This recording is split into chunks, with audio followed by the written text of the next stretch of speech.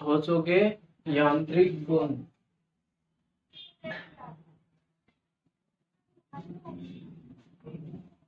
देखो यांत्रिक गुण क्या होते हैं, सबसे पहले तो ये समझो कि गुण क्या होते हैं, और गुण भी किसके पढ़ रहे हैं हम, ठोस के। देखो गुण होते हैं कि जो किसी मटेरियल में उपस्थित होते हैं, जैसे लकड़ी है, लकड़ी में विद्युत का प्रवाह नहीं हो पाता। और जैसे हमारी ये करंट, जो ये हमारे क्या नाम, मेटल है, मेटल मतलब कि धातु, उनमें क्या होता है, विद्युत का प्रवाह हो पाता है। उन्हें हम पीट के क्या कर सकते हैं, प्लेट बना सकते हैं, किसी आकार में कन्वर्ट कर सकते हैं एक को दूसरे में, ठीक है। कुछ इनका क्या होता है, गलनांक होता है, ठीक है। तो ये सब क्या होते हैं, ये होते हैं गुण। क्या होते हैं ये, गुण। अभी इस चैप्टर में पढ़ेंगे हम सिर्फ ठोसों के यांत्रिक गुण। आगे जो चैप्टर आवेंगे उनमें हम द्रव के भी गुण पढ़ेंगे और गैस के भी गुण पढ़ेंगे। तो ये चैप्टर किसके लिए है, ठोसों के यांत्रिक गुण। इसमें जो मेनली हम पढ़ेंगे प्रत्यास्थता, और पढ़ेंगे हम प्रतिबल, और पढ़ेंगे विकृति, ठीक है, और इनके प्रकार। ये सब हम कहाँ में पढ़ेंगे, इस चैप्टर में। प्रत्यास्थता क्या आया, अब से पहले एक वर्ड आया था प्रत्यास्थ संघट और अप्रत्यास्थ संघट। उस टाइम पे प्रत्यास्थता के बारे में तुम्हें कुछ बताया नहीं था। तो सबसे पहले हम समझेंगे कि प्रत्यास्थता क्या होती है। इस चैप्टर की शुरुआत कहीं से होगी, प्रत्यास्थता से। देखो बहुत सारे पदार्थ ऐसे होते हैं, बहुत सारी घटनाएं ऐसी तुमने देखी होगी, जैसे कि लकड़ी है, उसको हम यहाँ से इस तरीके से मोड़ना स्टार्ट करें तो वो क्या हो जाएगी, और जब छोड़ देंगे तब क्या होगा, जब हमने इसे मोड़ी तो वो ऐसे होगी, और जब इसे छोड़ दी तो फिर कैसी हो जाएगी, अपनी शेप में ही आ जाएगी। रबड़ है, उसको हमने इस तरीके से खींच दिए, खींच के छोड़ दी तो क्या होगा, अपनी प्रारंभिक स्थिति पर नहीं, अपनी प्रारंभिक शेप में आ जाएगी। जैसी उसकी आकृति पहले थी ऐसी आकृति ग्रहण कर लेगी। तो जो ये गुण है, जो ये गुण है वही क्या है, हमारी प्रत्यास्थता, वही क्या है। देखो क्या होता है, जैसे ये हमारे क्या है, कोई भी वस्तु है, ठीक, हमने इस पे बल लगाया, क्या लगाया, बल लगाने पर क्या हुआ, इसकी आकृति में क्या हो गया, परिवर्तन। और जब हमने उस बल को हटा दिया, इस बल को क्या कर दिया, रिमूव कर दिया, तो ये कैसी शेप में आ गया, अपनी प्रारंभिक शेप में आ गया। तो ये गुण कौन सा गुण होता है, ये गुण होता है हमारे प्रत्यास्थता का गुण, ठीक है। और जो ये बल हम लगाते हैं उस बल को कहते हैं विरूपक बल। क्या कहते हैं इसे, विरूपक बल, ठीक है। तो प्रत्यास्थता के बारे में लिखो, प्रत्यास्थता के बारे में लिख के हम, वह ठोसों का वह गुण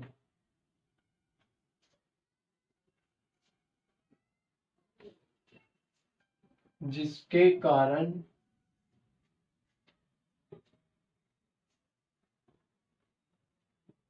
ठोसों पर लगने वाले विरूपक बल को हटा देने पर वे अपनी प्रारंभिक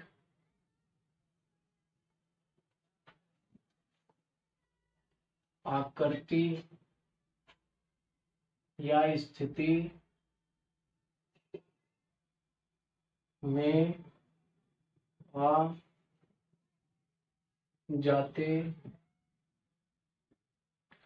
हैं। प्रत्यास्थता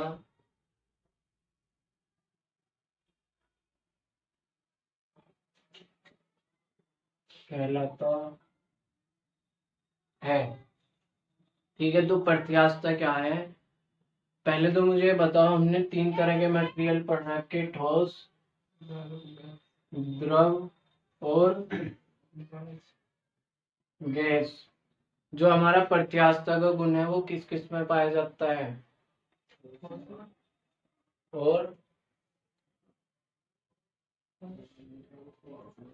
देखो, ठोस में भी पाया जाता है और गैसेस में भी पाया जाता है।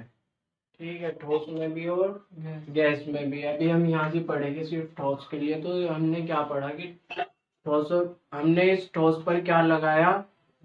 इस बल का क्या नाम दिया? विरूपक बल। विरूपक बल ने क्या करा? इसकी आकृति में क्या करा? चेंज करा, परिवर्तन करा। और जब हमने क्या करा? विरूपक बल इस ऑब्जेक्ट से हटा लिया तो ये अपनी पहली शेप में आ गया। यही गुण क्या कहलाता है? अगर कोई वस्तु अपनी पहली स्थिति में ना आ पाए तो क्या उसमें प्रत्यास्थता का गुण होगा या नहीं? नहीं होगा। ऐसी कोई वस्तु बताइए जरा। स्टील गलत। प्लास्टिक सही। ठीक है, देखो वे वस्तुएं जो, इसमें नोट करके लिख लेंगे हम। वे वस्तुएं, नहीं, वे पदार्थ जिनमें प्रत्यास्थता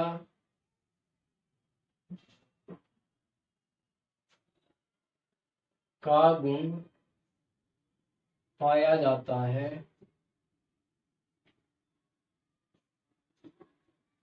उन्हें प्रत्यास्थ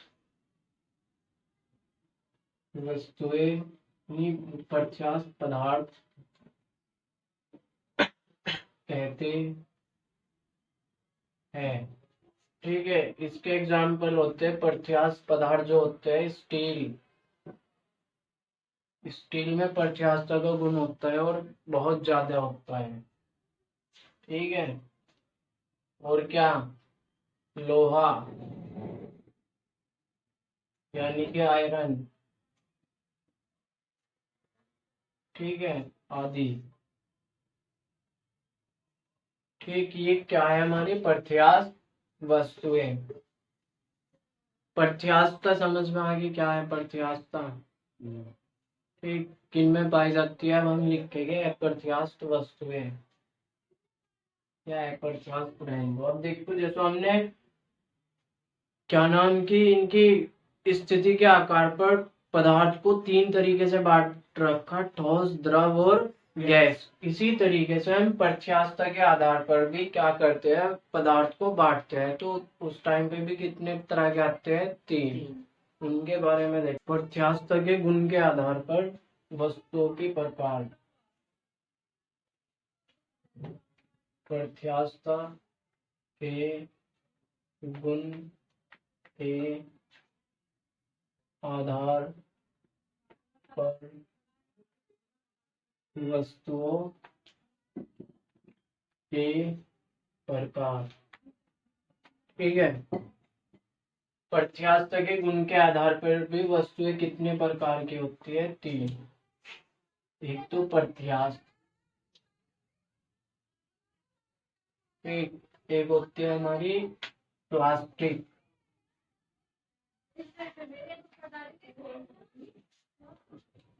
और एक होती है हमारी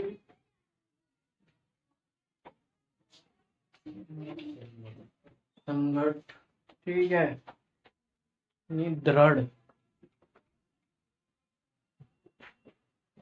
एक होती है हमारी दृढ़ वस्तुएं। ठीक है, देखो जो हमारी प्रत्यास्थ वस्तुएं होती है वे तो होती है जिनमें प्रत्यास्थता का गुण उपस्थित होता है। उन वस्तुओं को क्या कहते हैं? प्रत्यास्थ वस्तुएं।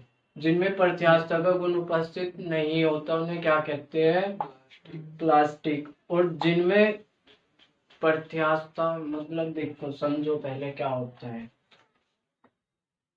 जैसे ये हमारी कोई वस्तु है, ठीक, ये बहुत सारे छोटे छोटे कणों से मिलकर बनी हुई है। किससे मिलकर बनी हुई?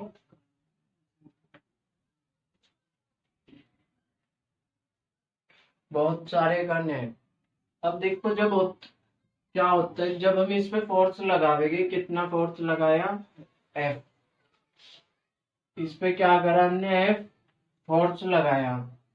जब हम इस पे फोर्स लगावेंगे तो जो ये इसके, अब इनके पार्टिकल के बीच में कुछ दूरी है, ठीक। और जब हमने इसमें फोर्स लगाया तो क्या होगा कि इनके पार्टिकल में क्या होगा? संपीड़न होगा या एक्सपेंशन होगा? संपीड़न होगा। तो हम ये कह सके नहीं कि इसके जो पार्टिकल हैं वे एक दूसरे के क्या आ सके? नजदीक आ सके। और जब हमने ये फोर्स हटाया, जब हमने क्या करा? ये फोर्स हटाया। अब यहाँ तक तो क्या है? अप्लाई है। जब हम ये फोर्स हटा देंगे तो जो ये पार्टिकल थे ये अपनी पहली स्थिति में आ जाएंगे। जितना इनमें कंप्रेशन हुआ था उतना ही क्या हो जाएगा? एक्सपेंशन। तो ये फोर्स हटाते के साथ ही वस्तु अपनी प्रारंभिक स्थिति में आ जाएगी। और यही गुण क्या था? प्रत्यास्थता का गुण, ठीक। जो हमारी दृढ़ वस्तुएं होती है, इस पे कितना भी फोर्स लगा लो, कितना भी क्या लगा लो? फोर्स लगा लो, इनके बीच में कंप्रेशन नहीं होता, बिल्कुल ना के बराबर होता है। वे वस्तुएं कैसी होती है? हमारी दृढ़ वस्तुएं। प्रत्यास्थ वस्तुएं क्या? ये जो सब कुछ समझाया वो किन वस्तुओं के बारे में था? जो हमारी प्लास्टिक होती है वे ऐसी होती है कि जैसे हमने फोर्स हटा दिया, फोर्स हटाने के बाद भी अपनी प्रारंभिक स्थिति में नहीं न आई। वे वस्तुएं कौन सी होती है? प्लास्टिक। दृढ़ वस्तुएं क्या? जिनके अणुओं के बीच कोई भी कंप्रेशन या एक्सपेंशन ना हो, वे वस्तुएं कैसी होती है? दृढ़ वस्तुएं। ठीक है, तो अब हम इनके बारे में लिखेंगे प्रत्यास्थ वस्तुएं।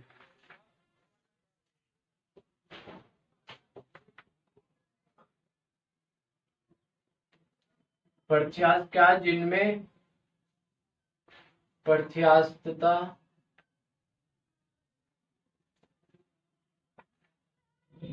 का गुण होता है उन्हें क्या कहते हैं?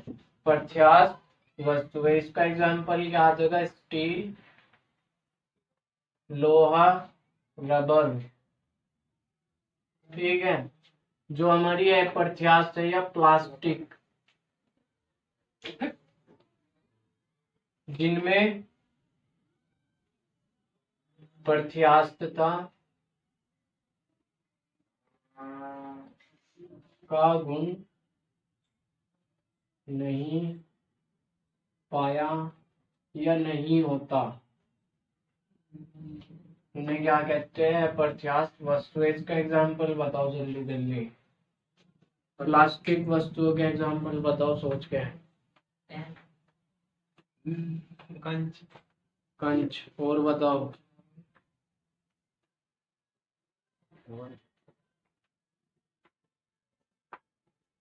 बोतल।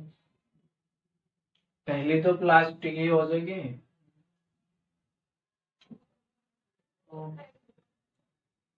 गीली मिट्टी,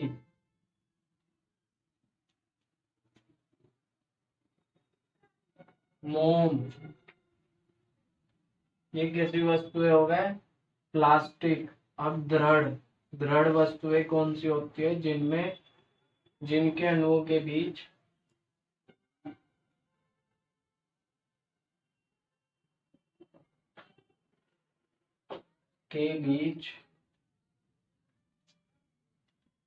कोई भी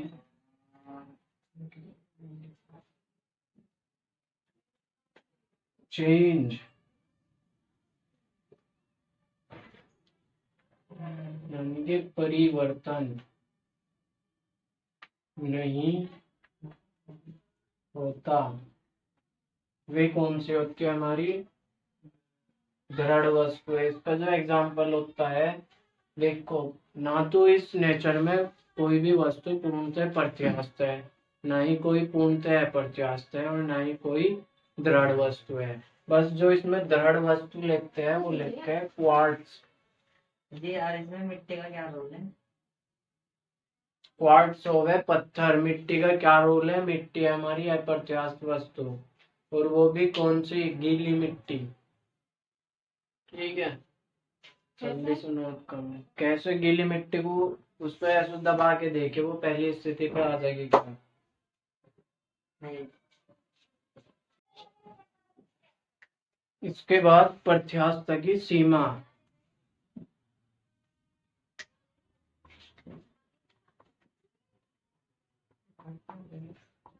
क्या बात चल रही है?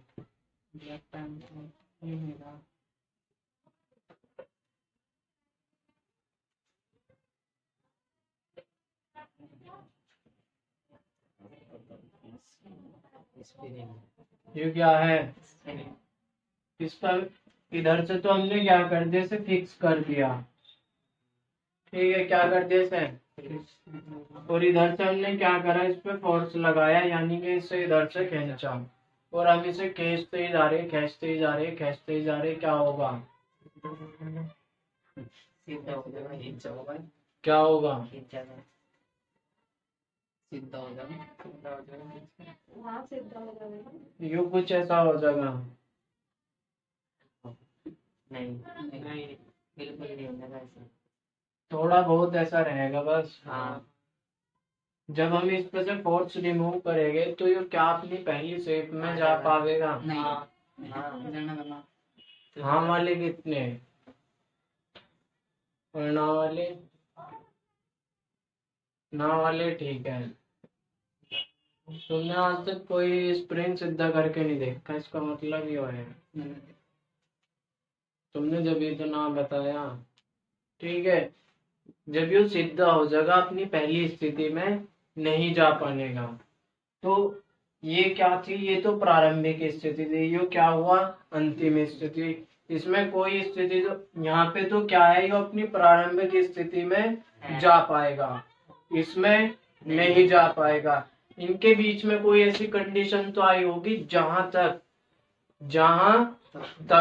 ये अपनी पहली स्थिति में जा पाता, जहां तक स्प्रिंग अपनी पहली स्थिति में जा पाता। खींचा हो जाता होगा। हाँ, ठीक है। तो वो सीमा, वह अधिकतम विरूपक बल जिसे कोई भी वस्तु प्रत्यास्थ की सीमा के अंदर तक क्या कर सके, सहन कर सके, वही क्या कहलाती है? प्रत्यास्थ की सीमा, या वह सीमा जहां तक वस्तु में प्रत्यास्थता का गुण उपस्थित होता है, प्रत्यास्थता की सीमा कहलाती। उसके बाद क्या वस्तु प्रत्यास्थ होगी? नहीं। ठीक है, उसके बाद वस्तु प्रत्यास्थ नहीं होगी। इसमें कौन सा चित्र प्रत्यास्थता की सीमा को प्रदर्शित कर रहा?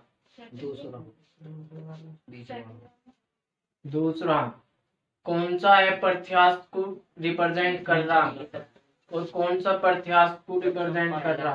प्रथम। ठीक है, तो प्रत्यास्थ की सीमा क्या है? वह अधिकतम सीमा, या वह अधिकतम सीमा जहां तक वस्तु में प्रत्यास्थता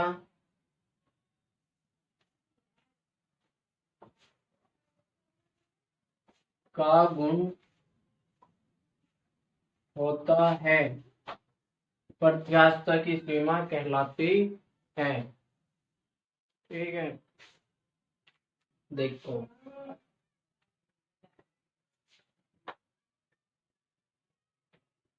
जैसे ये हमारी कोई भी वस्तु है, ये क्या है, हमारी कोई भी वस्तु, इस पे क्या लगाया हमने, बल लगाया, एफ बल लगाया। जब हमने इस पे बल लगाया तो ये क्या होगी,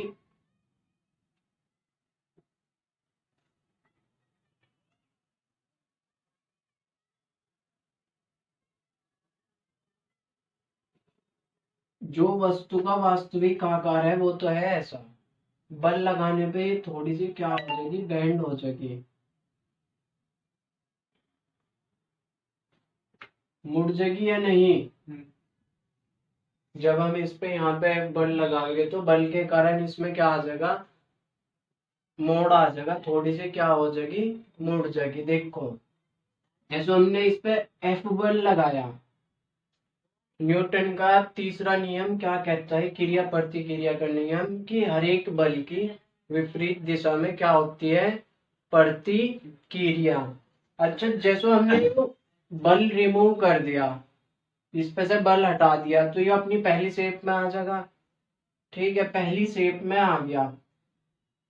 जब ये पहली शेप में आ गया तो इसका मतलब ये है कि इस पे कोई बल नीचे से भी कार्य कर रहा होगा, जब भी तो ये अपनी पहली शेप में जा पाया, हाँ या ना, हाँ। कर रहा होगा या नहीं, तो जितना बल हम इस पे लगावे हैं वस्तु पे, उतना ही बल इसके विपरीत दिशा में वस्तु के अंदर उत्पन्न होगा, उतना ही बल वस्तु के अंदर उत्पन्न होगा। और इस बल को ही हम क्या कह रहे हैं, प्रतिक्रिया बल। इसे क्या बोल रहे हैं, प्रतिक्रिया बल, या इसे क्या कह रहे हैं, प्रति बल। ठीक है, तो प्रतिबल क्या होगा, विरूपक बल के विपरीत लगने वाला बल, जो वस्तु को साम्य स्थिति में लाने का प्रयास करता है। साम्य स्थिति, जैसे ये अब अपनी नेचुरल स्टेट में है, इस पर कोई बल अभी नहीं लग रहा, अभी इसकी कैसी स्थिति है, ये साम्य स्थिति। इस पर हमने बल लगा के क्या कर दिया, इसमें चेंज करा, चेंज करने के बाद जब इस बल को हटाया तो जो इस वस्तु के अंदर उत्पन्न हुआ था क्या, प्रतिबल, वो प्रतिबल क्या करेगा, इस वस्तु को अपनी पहली स्थिति में लेके आवेगा, और इस बल को हम क्या कह रहे हैं, प्रतिबल। और जो पहली स्थिति है उसे क्या बोल रहे हैं हम, साम्य स्थिति। समझ गए, तो इस प्रतिबल क्या लिखोगे,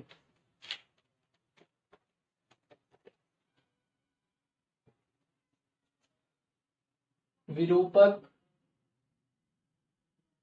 बल के विपरीत दिशा में वस्तु के अंदर उत्पन्न या लगने वाला बल,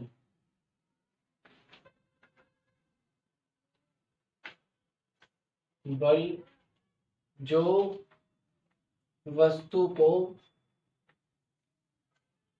साम्य स्थिति में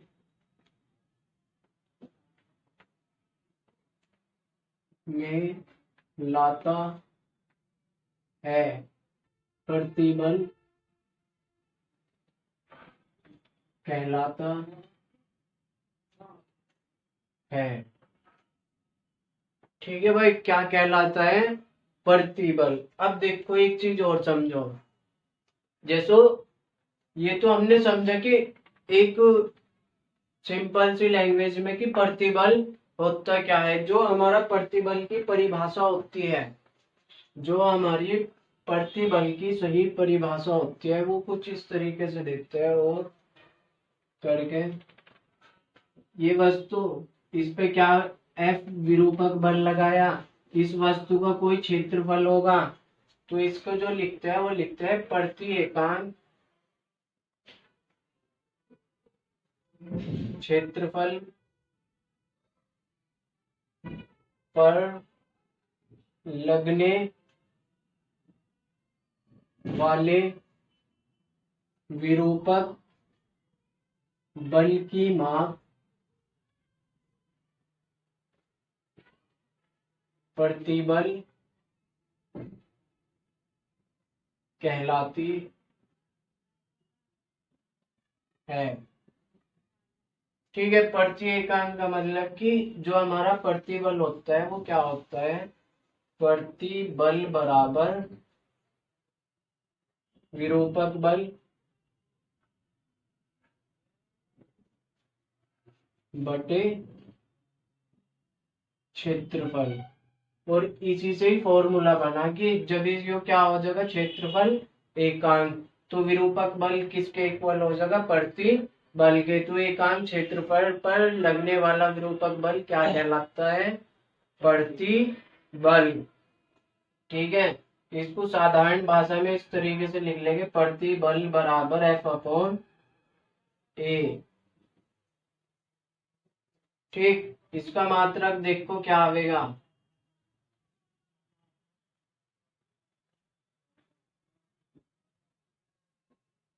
प्रतिबल का मात्रक, इसका न्यूटन, बल का मात्रक क्या, न्यूटन, एरिया का मात्रक क्या, मीटर स्क्वायर। तो इसका मात्रक क्या है, न्यूटन बटे मीटर स्क्वायर। और बताओ न्यूटन बटे मीटर स्क्वायर किसका मात्रक हो गए, न्यूटन बटे मीटर स्क्वायर और किसका मात्रक होता है, दाब।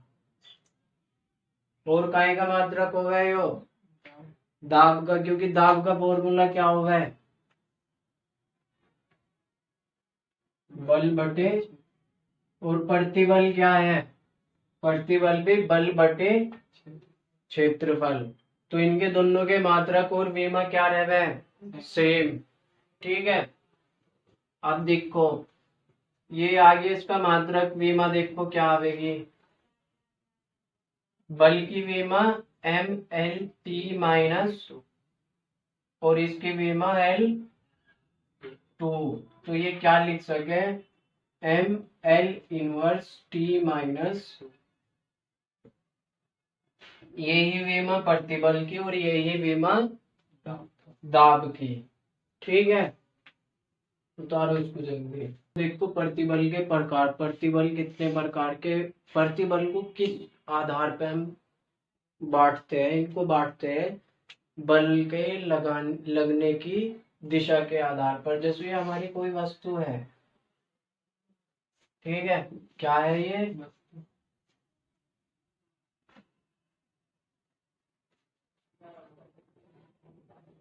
ये हमारी वस्तु है। अब देखो इस पे हम बल कितने प्रकार से लगा सके, एक बल तो हम ऐसे लगा सके, एक बल हम ऐसे लगा सके कि अगर तुम इमेजिन कर पा रहे होगे, जैसो कि ये बुक है, ये क्या है, बुक। एक बल तो हमने लगाया है यहाँ पे ऐसो भी लगा सके और इधर से ऐसो भी लगा सके। ठीक है, तो एक बल यो, एक बल यो। पहले इसमें इतना समझो, एक बल तो हम सरफेस पे क्या लगा रहे हैं, लंबवत, यो सरफेस हो गया, ये बल इसके क्या लग रहा, लंबवत। ये एक सरफेस है, एक हम इस सरफेस पे लगा रहे हैं। ठीक है, एक हम सरफेस पे जोन से फिसल के जावे, इसको बोल रहे स्पर्श रेखीय प्रतिबल। जोन से फिसल के जावे उसको क्या बोल रहे हैं, स्पर्श रेखीय प्रतिबल। और जोन से ये इस तरीके से लगे लंबवत, उसे बोल रहे हैं अभिलंब प्रतिबल। क्या बोल रहे हैं इसे, अभिलंब। तो पहला प्रकार कौन सा, अभिलंब प्रतिबल, अभिलंब प्रतिबल। ठीक है, ये वाला कौन सा है, और दूसरा स्पर्श रेखीय प्रतिबल। जोन सा ये वाला लग रहा है, ये कौन सा है, स्पर्श रेखीय। जोन सा इस तरीके से लगा है वो कौन सा हमारा, स्पर्श रेखीय। और जोन सा इस तरीके से लगेगा, अभिलंब प्रतिबल। अब देखो जो हमारे अभिलंब प्रतिबल है ये रह गए हमारे दो प्रकार के, दो प्रकार के इस तरीके से। भाई देखो अधिस्पर्श रेखीय को भूल जाओ,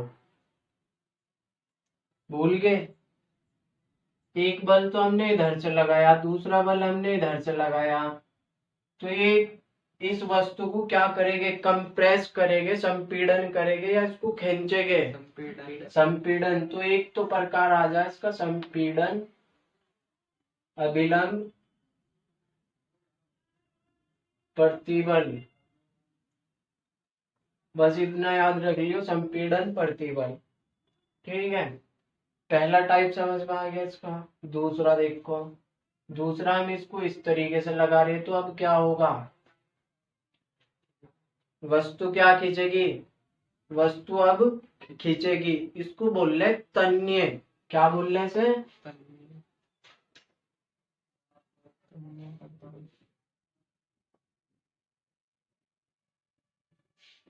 तन्य प्रतिबल। अब देखो इनकी परिभाषा कैसे लिखोगे। सबसे पहले हम क्या लिखेंगे, अभिलंब प्रतिक्रिया, अभिलंब प्रतिबल। प्रकार में कितने प्रकार, 2। पहला कौन सा, अभिलंब प्रतिबल। दूसरा कौन सा, स्पर्श रेखीय प्रतिबल। फिर अभिलंब प्रतिबल कितने प्रकार के, 2। एक संपीड़न अभिलंब प्रतिबल और दूसरा तन्य प्रतिलंब प्रतिबल। ठीक है, दूसरा कौन सा, तन्य प्रतिबल। देखो अभिलंब प्रतिबल क्या होगा, सबसे पहले तो तुम्हें पता होनी चाहिए प्रतिबल की डेफिनेशन। प्रतिबल की डेफिनेशन क्या होगा कि एकांक क्षेत्रफल पर लगने वाला विरूपक बल क्या कहलाता है, प्रतिबल कहलाता है। अब अभिलंब में क्या होगा, जब हमारा विरूपक बल किसी तल के लंबवत लगता है तो उस प्रतिबल को क्या कहते हैं, अभिलंब प्रतिबल। जल्दी से बोल लो क्या होगा अभिलंब प्रतिबल। जब प्रतिबल तल के लंबवत लगता है, जब जब विरूपक बल किसी तल के लंबवत लगता है तो उत्पन्न होने वाले प्रतिबल को अभिलंब प्रतिबल कहते हैं। बोलो जल्दी से। एक चीज समझो भाई, एक तो है हमारा क्या, ये विरूपक बल, यो जहां पे भी लगेगा, जहां पर भी क्या होगा ये लगेगा, वहीं से क्या उत्पन्न होगा, क्या उत्पन्न होगा, वहीं पे प्रतिबल। जैसे ये हमारी वस्तु है, अगर वस्तु के तल के लंबवत लगा तो कौन सा बल उत्पन्न होगा, अभिलंब प्रतिबल। तो तुम्हें इतना ही बोलना है कि जब विरूपक बल वस्तु के तल के लंबवत लगता है तो वहां पर कौन सा बल उत्पन्न होता है, अभिलंब प्रतिबल उत्पन्न होता है, या उसे अभिलंब प्रतिबल कहते हैं। समझ गए इतनी बात। इसमें लिख लेंगे अभिलंब प्रतिबल में इसे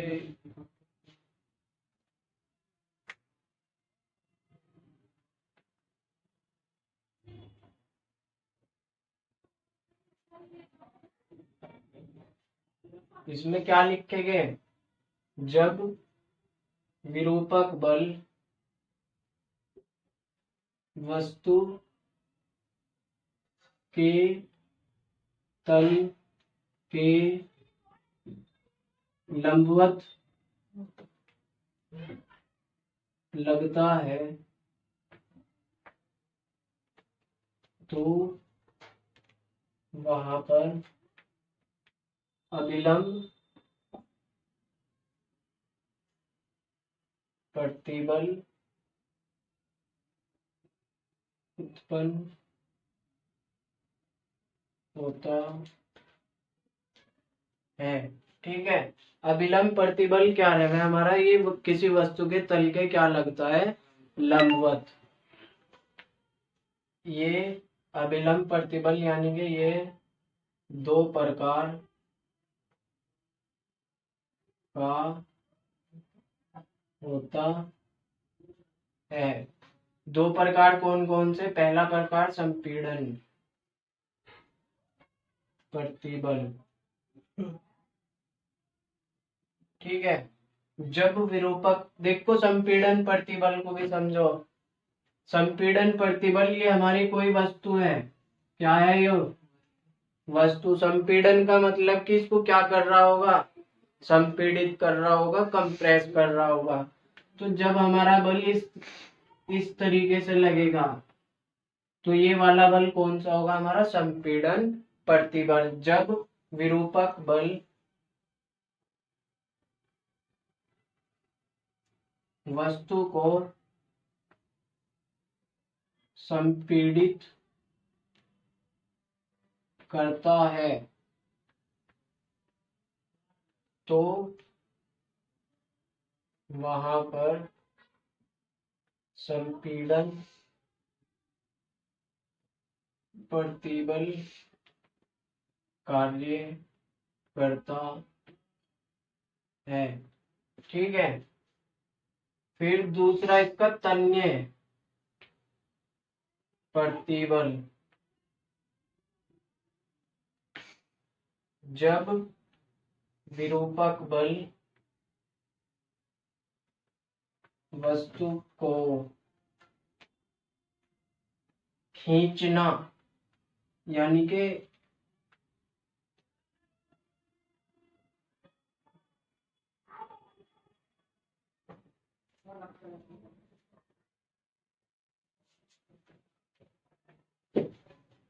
है तो वहां पर तन्य प्रतिबल कार्य करता है।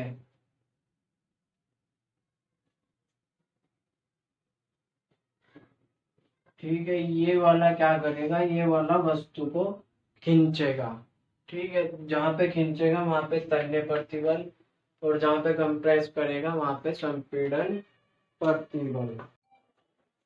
जो हमारा ये बचा अब जो कौन सा, स्पर्श रेखीय प्रतिबल।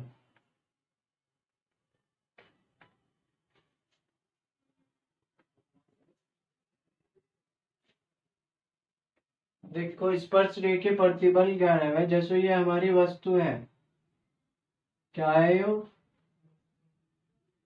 ठीक है, ऐसे काट दिया इसे, इसे बोल रहे हैं अनुप्रस्थ काट। क्या बोल रहे हैं इसे, अनुप्रस्थ काट। और जो ये क्षेत्रफल है इसे बोल रहे हैं अनुप्रस्थ क्षेत्रफल। कैसा बोल रहे हैं इसे, इस क्षेत्रफल के ये बताओ जो ये बल लग रहा है इसके समांतर लग रहा है या लंबवत, ये समांतर है या लंबवत है।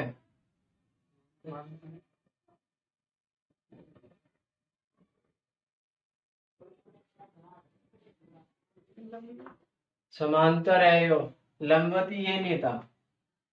लंबवत इसके ऐसा आता, नीचे वाले के लंबवत यो आता, साइड वाले के लंबवत यो आया, यो इसके कैसा है, समांतर। तो इसमें लिखेंगे अनुप्रस्थ क्षेत्रफल के समांतर नहीं।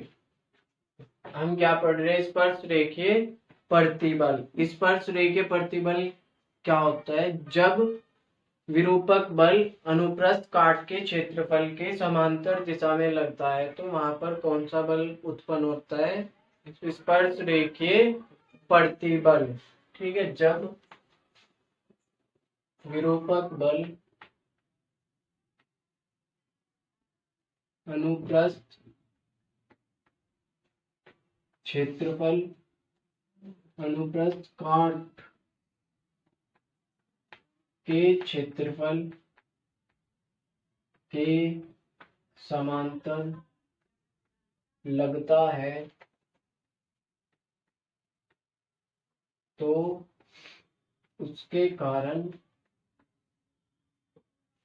स्पर्श रेखीय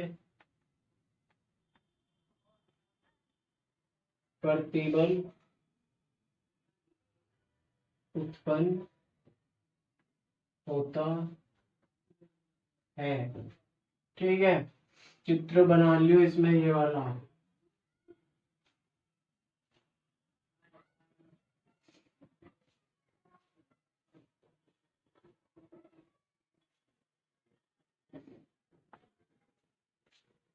ठीक। स्पर्श रेखीय प्रतिबल समझ गए। एक और टाइप का होता है, वो होता है हमारा आयतन प्रतिबल। आयतन प्रतिबल देखो समझो पहले। अभी मैं यहाँ पे चित्र बना रहा हूँ, उनके नाम बताइए कौन कौन से हैं।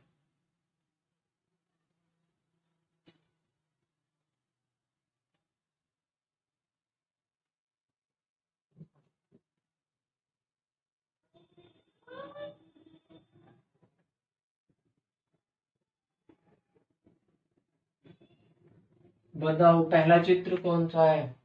संपीड़न प्रतिबल का। दूसरा तनन, इसको इंग्लिश में बोल रहे हैं टेंसाइल, तो इसको टेंसाइल बोल दिया करो, लिख के भी टेंसाइल ही आ जाएगी।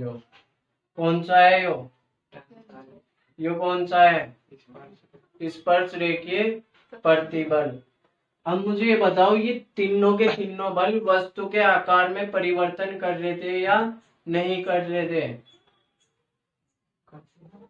आकार मतलब कि जैसे ये हमारी वस्तु है, ये हमारा क्या है? स्प्रिंग है। इस पर हमने टेंसाइल फोर्स लगाया और लगाते ही जा रहे, तो क्या होगा? इस तरीके से आ जाएगा या नहीं आ जाएगा? जो हमारा आयतन प्रतिबल है वो क्या है? पूरे आयतन पर लगता है। आयतन प्रतिबल क्या होता है? पूरे आयतन पर लगता है, इस तरीके। ठीक है भाई। जब इस पे क्या लगेगा? आयतन प्रतिबल लगेगा, तो इसके साइज में क्या होगी? कमी। तो बाद में ये कुछ इस तरीके से दिखाई देगा या नहीं दिखाई देगा? पहले इसका आकार कैसा था? बड़ा नहीं, आकार शेप कैसी थी इसकी? गोलाकार थी। बाद में कैसी है? बाद में भी गोलाकार। तो जो हमारे आयतन प्रतिबल हो गया उसमें आकृति में चेंज नहीं होता और ये पूरे आयतन पर लगता है। इसमें लिख लेंगे संपूर्ण किसी वस्तु के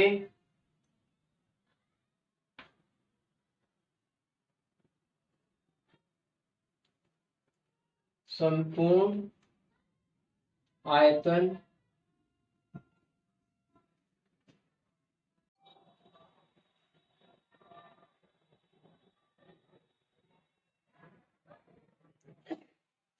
आयतन प्रतिबल समझ में आ गया। वस्तु के संपूर्ण आयतन पर कार्य करने वाला प्रतिबल है जिसके कारण वस्तु के आकार में कोई परिवर्तन नहीं होता।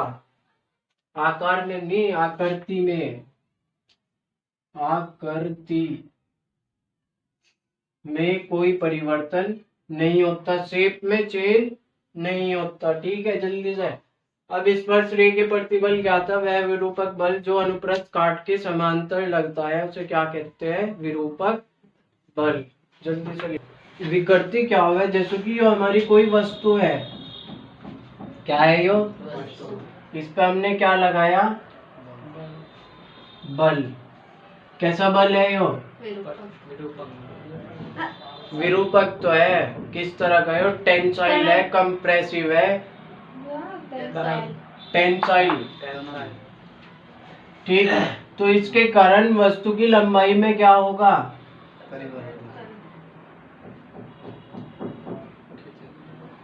इसकी मोटाई भी कम होगी या नहीं होगी जब इसे खींचेंगे? तो देखो जरा, यदि इसकी लंबाई कितनी थी? एल लंबाई थी। एल तो इतनी होगी, इतनी लंबाई इधर बढ़ गई और इतनी लंबाई इधर बढ़ गई, तो ये टोटल हमने लंबाई कितनी लिख ली? L plus delta L. कितनी लिख ली? L plus delta.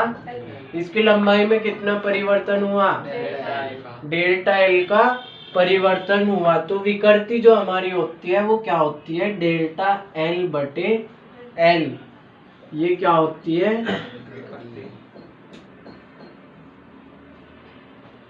ये क्या है? विकृति। क्या कहोगे? विकृति क्या होती है? किसी वस्तु पर बल लगने पर उसकी प्रारंभिक लंबाई, चौड़ाई भी तो हो सके है, तो हम लिखेंगे उसकी प्रारंभिक विमा में परिवर्तन तथा उसकी नहीं विमा में परिवर्तन तथा प्रारंभिक विमा के अनुपात को क्या कहते हैं? विकृति कहते हैं। किसी वस्तु के आकार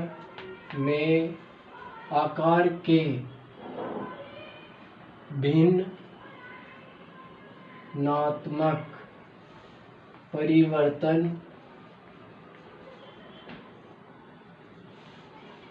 को विकृति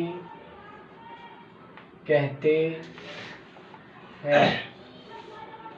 ठीक है भाई, किसी वस्तु के आकार में के भिन्नात्मक परिवर्तन को क्या कहते हैं? विकृति कहते हैं। विकृति क्या होती है? आकार में परिवर्तन बटे प्रारंभिक आकार। ठीक है, अब देखो विकृति के प्रकार। विकृति कितने प्रकार की होती है? इसको फॉर्मूला बस आगे लिखेंगे जो ये अनुदैर्ध्य विकृति आवेगी।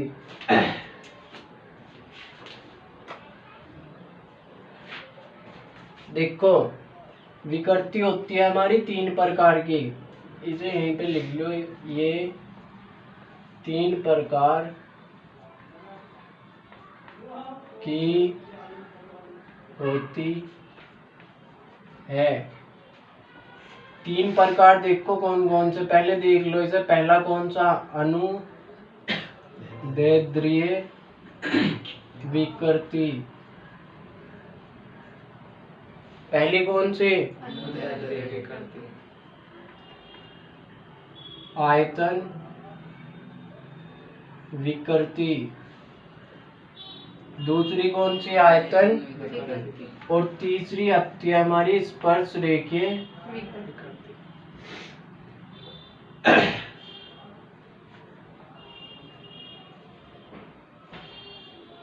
जोन से हमने पढ़ी, जैसे कि हमारी लंबाई कितनी थी? वस्तु की लंबाई थी L। इस पे हमने क्या लगाया? टेंसाइल फोर्स लगाया या कंप्रेसिव फोर्स भी लगाया। टेंसाइल फोर्स लगाएंगे तो क्या होगा? इसकी लंबाई बढ़ेगी। बढ़ने के बाद ये मान लेंगे कितनी बढ़ी? डेल्टा L बढ़ी। तो जो हमारी अनुदैर्ध्य विकृति होती है वो क्या होती है? लंबाई में परिवर्तन बटे प्रारंभिक लंबाई। ठीक है, इसमें लिख लियो। किसी बल के प्रभाव में वस्तु की लंबाई में परिवर्तन तथा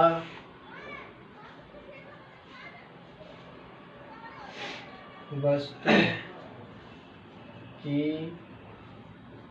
प्रारंभिक लंबाई का अनुपात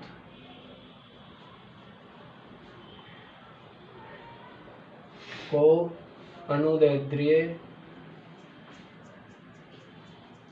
विकृति कहते हैं। अनुदैर्ध्य विकृति बराबर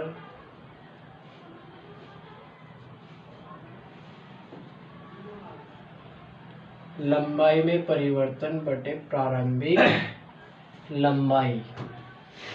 ठीक है भाई, अनुदैर्ध्य विकृति समझ गए।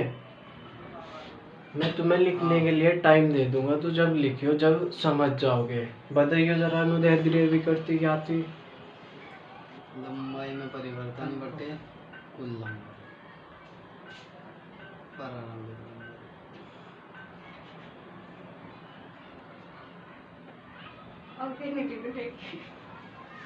लंबाई में परिवर्तन बटे कुल लंबाई का अनुपात। वस्तु की लंबाई में परिवर्तन। बस 2 वर्ड नहीं तुम्हें पता। प्रारंभ लंबाई में परिवर्तन बटे प्रारंभिक लंबाई। ये क्या होती है हमारी?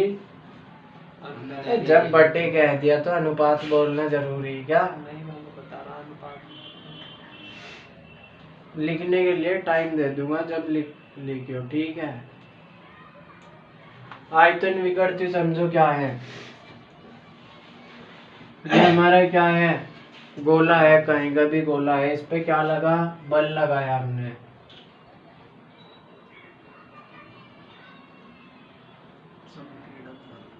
ठीक है, तो इसके आयतन में क्या हो जाएगा? कमी।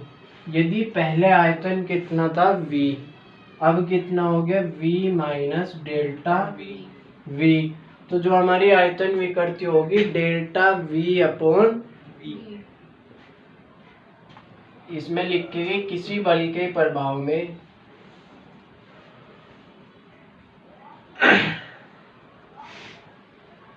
वस्तु के आयतन में परिवर्तन तथा वस्तु के प्रारंभिक आयतन का अनुपात आयतन विकृति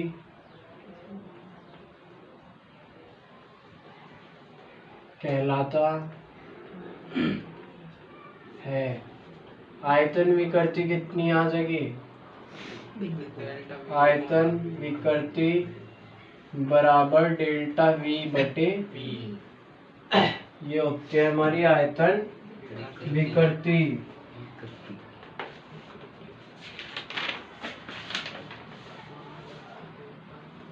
ठीक है, अब उतार लो। इसके जोन से स्पर्श रेखा है, इसके लिए बड़ा चित्र बनाना पड़ेगा।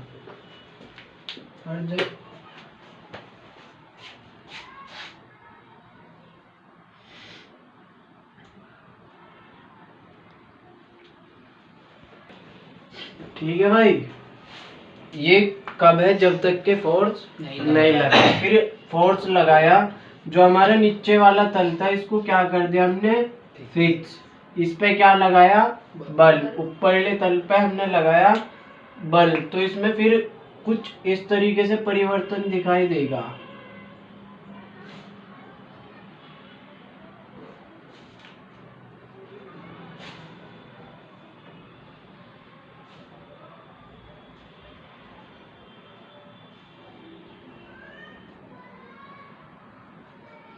दिख गया? ऐसा टिल्ट हो गया ये। ठीक है, तो जो हमारी अपरूपण विकृति है वो देखो क्या होती है। इस कोने को देखो, इसको नहीं हम कोई से भी कोने को देख सकते हैं। ठीक है, ये कोना यहाँ से चल के कहाँ पहुंच गया? यहाँ पर। कितना मान लो इसे? x। कितना चला? इसकी जो ये लंबाई है इसे कितनी मान लो? l। कितनी मान ली इसे? l। और ये क्या बन रहा? ये क्या है हमारा? थीटा। तो जो हमारी अपरूपण विकृति होती है वो ये होती है tan थीटा। क्या होती है? और tan थीटा बराबर किसके? लंब बटे आधार। लंब कितना है? x। आधार कितना है? l। भाई देखो, यदि तुम इसका चित्र बनाओगे, हाँ ठीक है, नहीं तुम्हें मुझे पता कुछ नहीं पता चला। ये लंब कैसे आया बताइए? थीटा के सामने आया। थीटा के सामने जोन सा भी होगा वो होगा लंब। ठीक है, थीटा के सामने जोन सा भी होगा वो क्या होगा? और जो थीटा के सामने कौन सा है? x। और ये क्या आ गया हमारा? ये आधार आया। आधार यो भी तो आ सके था। आधार ये इसलिए आया क्योंकि यो 90 डिग्री का कोण बन रहा, इसके सामने का कौन सा होगा? कर्ण। ठीक है, तो ये क्या है हमारी अपरूपण विकृति। अपरूपण विकृति क्या रहे? जब किसी एक तल को स्थिर या फिक्स्ड कर देते हैं तथा दूसरे तल पर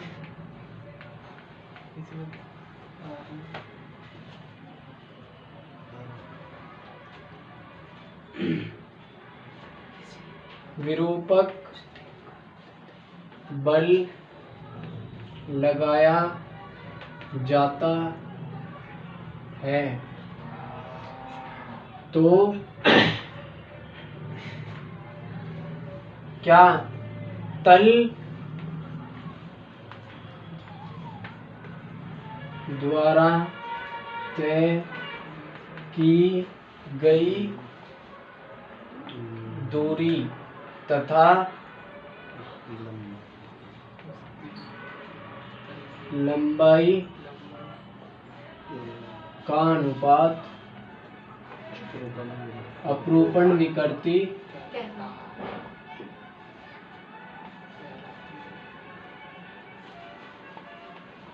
कहलाती है।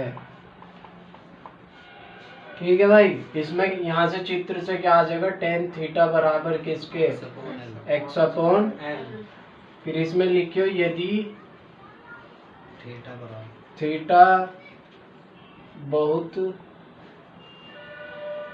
कम हो, यदि थीटा का मान बहुत कम होगा तो क्या होगा कि जो ये हमारा tan थीटा है वो लगभग बराबर किसके आ जाएगा, थीटा के। तो फिर इसको हम ऐसे भी लिख सकते हैं थीटा बराबर किसके, x अपॉन, ये जब है जब थीटा क्या हो, बहुत ही कम।